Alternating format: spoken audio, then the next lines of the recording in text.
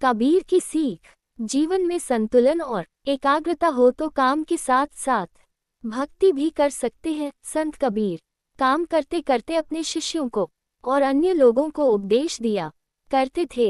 वे कपड़ा बुनने का काम करते थे। कपड़ा बुनने और उपदेश देने के साथ ही वे भगवान का ध्यान भी कर लिया करते थे। वे दिन भर सभी काम बहुत संतुलित ढंग से करते थे।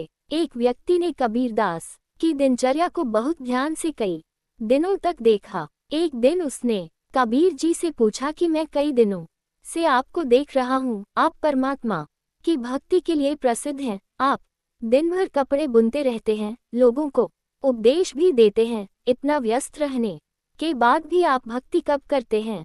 कबीरदास ने उस व्यक्ति की बातें ध्यान से सुनी। कबीर लोगों के प्रश्नों का उत्तर उदाहरण के साथ दिया करते थे। उन्होंने उस व्यक्ति से कहा कि मैं तुम्हारे प्रश्न का उत्तर दूंगा, लेकिन पहले चलो आगे चौराहे तक थोड़ा घूम आते हैं।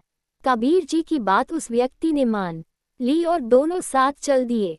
रास्ते में कबीर जी को एक महिला दिखाई दी।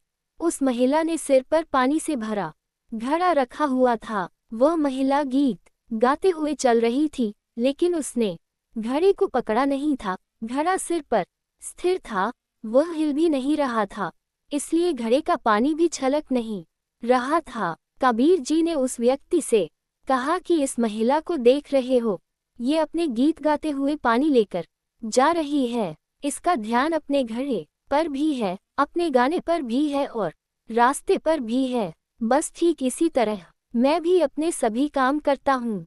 हर पल मेरा मन परमात्मा की भक्ति में भी लगा रहता है और मैं अन्य काम भी करते रहता हूँ। संत कबीर की बातें सुनकर उस व्यक्ति को समझ आ गया कि जीवन में संतुलन होना बहुत जरूरी है। कबीर ने उस व्यक्ति को आगे समझाया कि हमें जीविका चलाने के लिए काम करने की जरूरत है, लेकिन इसके साथ ही हमारा मन भक्ति में भी लगे रहना चाहिए। परमात्मा का ध्यान करते रहेंगे तो मन शांत रहेगा और विपरीत समय में भी हम विचलित नहीं होंगे। भक्ति हमें कर्म करने की शक्ति देती है।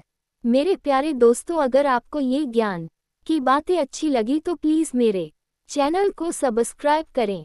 धन्यवाद।